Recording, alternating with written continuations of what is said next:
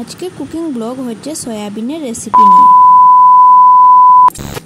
তো যারা যারা আমার চ্যানেলে নতুন আছো তাড়াতাড়ি সাবস্ক্রাইব করে নাও আর দেখতে থাকো নতুন নতুন রেসিপি। তো প্রথমে সয়াবিন ভিজিয়ে রেখেছি, তারপর এখানে নিয়েছি আলু আর 3টে পেঁয়াজ আর 1 মুঠো রসুন। তো সয়াবিন ভিজে গেছে, এখন ভালোভাবে এগুলোকে ধুয়ে চিপে চিপে একটি বাটিতে তুলে নিচ্ছি। তো এখন ফ্রাই করব। তো প্রথমে দিয়ে দিলাম 1 চামচ নুন, তারপর দিয়ে দিলাম 1 চামচ হলুদ গুঁড়ো আর দিয়ে দিলাম 1 চামচ পরিমাণ মতো লঙ্কা গুঁড়ো। তারপর এইগুলোকে ভালো করে মেখে নিলাম। এখন একটি কড়াই বসিয়ে সাদা সয়াবিনের তেল দিয়ে দিলাম। তো তেল গরম হয়ে গেছে, এখন দিয়ে দিলাম সয়াবিন। তারপর এখন ভালো করে নাড়াচাড়া করব, ফ্রাই করব। তো বন্ধুরা পুরো ভিডিওটা লাস্ট অবধি দেখো আমি কিভাবে সয়াবিনের রেসিপিটা তৈরি করছি। তো এখানে দেখো সয়াবিন লাল হয়ে গেছে। তারপর এখানে আলু বয়েল করে রেখেছি, চুলাগুলো চুলে ফেলেছি।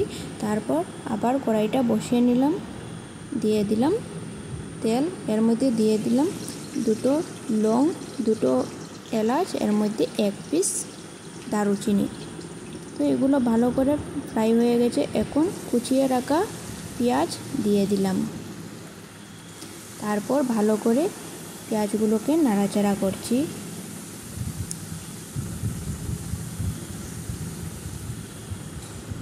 তো পেঁয়াজগুলো লাল হয়ে গেছে আর ভেঙে রাখা আলুগুলো দিয়ে দিলাম। তারপর আলু ভালো করে পেঁয়াজের সাথে নাড়াচাড়া করছি। এখন দিয়ে দেব মশলা।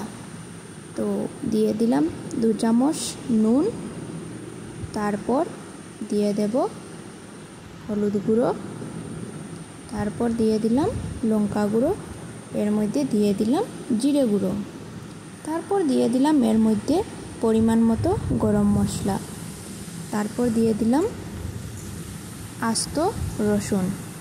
তো এইভাবে ভালো করে নাড়াচাড়া করতে হবে। তারপর ভেজে রাখা সয়াবিনগুলো দিয়ে দিলাম আলুর মধ্যে। ভালো করে এইভাবে কষিয়ে নিচ্ছি সয়াবিন আলুগুলোকে মশলার সাথে। তারপর এখন দিয়ে দেব জল। তো নুন অনুযায়ী জল দিয়ে দিলাম। তারপর এখন ভালো করে অল্প নাড়াচাড়া করে 10 মিনিটের জন্য ঢেকে দেব। তারপর দেখো হয়ে গেল সয়াবিনের রেসিপিটা। কেমন হয়েছে কমেন্টে বলবেন।